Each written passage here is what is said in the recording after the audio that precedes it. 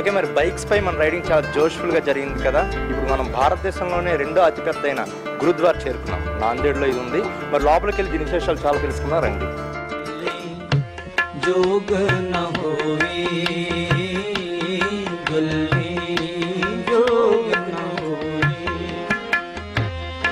एक दृष्ट कर संसार जाने, एक दृष्ट कर संसार जाने. 10వ గురునానక్ గుర్తుగా నాందేడ్లో 200 సంవత్సరాల క్రితం గురుద్వారాను నిర్మించారు. హైదరాబాద్ నుంచి నాందేడ్ చేరుకున్న వాండరర్స్ అందరూ గురుద్వారాను దర్శించుకున్నారు. సిక్కులకు పవిత్రమైన గురుద్వారాలోనికి ప్రత్యేక తలపాగా ధరించి వెళ్లాల్సి ఉంటుంది. అక్కడి gurdwara management Wanderers club members అందరికీ గురుద్వారా ప్రత్యేకతలను వివరించారు.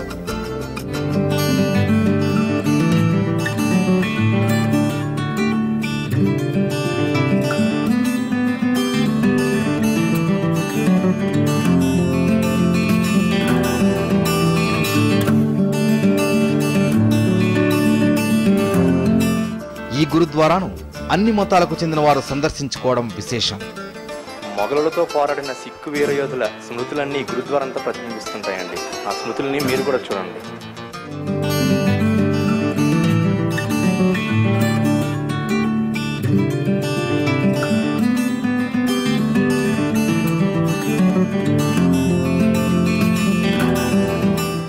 ఔరంగజేబుతో పోరాడిన సిక్కు వీరుల ఔన్నత్యానికి గుర్తుగా వారు యుద్ధంలో ఉపయోగించిన యుద్ధ సామాగ్రిని ప్రదర్శనకు ఉంచారు. ఇప్పుడు మనం గురుద్వారాలో ఉన్న లంగర్ లోపలికి వెళ్దామండి. లంగర్ అంటే ఉచిత భోజనశాల అన్నమాట. ఎక్కడి నుంచో భక్తులు అందరూ వస్తారు కదా, వాళ్ళందరికీ ఉచితంగా ఇక్కడ భోజనం ఏర్పాటు చేశారు. మరి మనం ఆ లంగర్ లోపలికి వెళ్ళి మనం కూడా తిన్నారండి.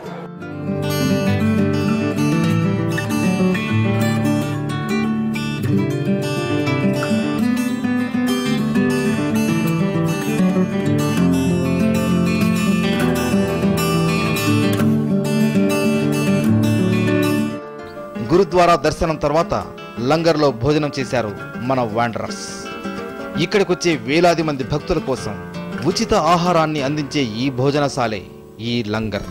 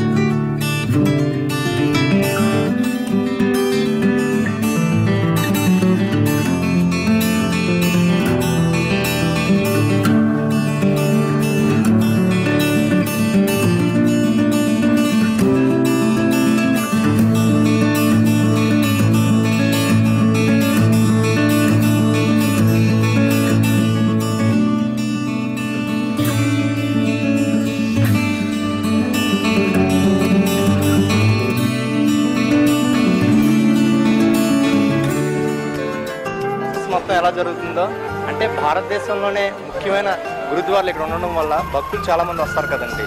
కేవలం సిక్కులు మాత్రమే కాకుండా హిందువులు, ముస్లింలు అందరూ వస్తారు కదా. మరి వాళ్ళందరికీ వేలల్లో వస్తారు కదా, వాళ్ళందరికీ ఫుడ్ ఉండాలి కదా. అందుకే ఇక్కడ రోటీలు తయారవుతున్నారు చూసారు కదా. ప్రాసెస్ మొత్తం ఆ రోటీలు గంటకి 5500 రోటీలు ఈ మిషన్ ద్వారా తయారవుతాయి.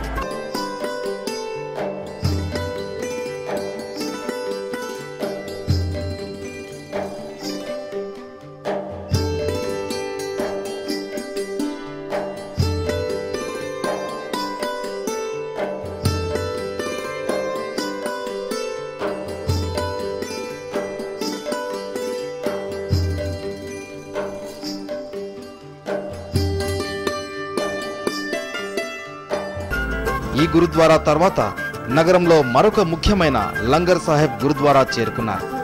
ఇక్కడి మత సాంప్రదాయాల ప్రకారం సచ్ఖండ్ గురుద్వారా సందర్శించిన వారు తప్పనిసరిగా లంగర్ సాహెబ్కు వెళ్ళాలి.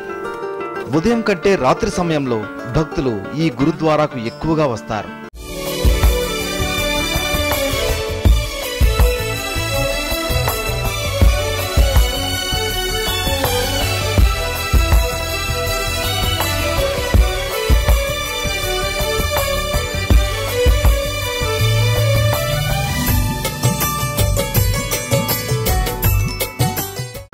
చలువరాతితో నిర్మించిన ఈ గురుద్వారా అందాన్ని చూడాలంటే మాత్రం నైట్ వెళ్లాల్సిందే.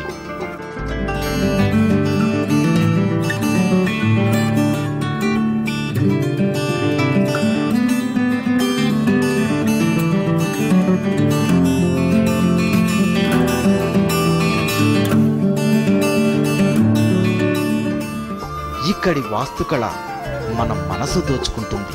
చూస్తున్నారు కదండి, ఇది 300 years బ్యాక్ చేతితో చేశారు, అంటే హ్యాండ్ మేడ్. ఎంత అద్భుతమైన కళాఖండాన్ని చేతితో చేసి ఎంత దీనిగా తీర్చిదిద్దారు దీన్ని. నైట్ టైమ్స్ అయితే చాలామంది భక్తులు ఇంకా ఎక్కువ మంది వస్తారు, గురుద్వారకు వచ్చి గురు గ్రంథిని దర్శించుకుంటారు. మార్నింగ్ టైం కన్నా ఈవినింగ్స్ టైంలో ఇంకా ఎక్కువ మంది భక్తులు వచ్చి పవిత్రంగా దర్శించుకుంటారు. చూడండి, ఇదంతా హ్యాండ్ మేడ్, ఇది చేతితో చేశారు అప్పట్లోనే. ఒక అద్భుతమైన కళాఖండాన్ని చేతితో చేయడం అంటే మాటలు కాదు, చేతితో అప్పట్లోనే దీన్ని 300 years బ్యాకే చేశారు.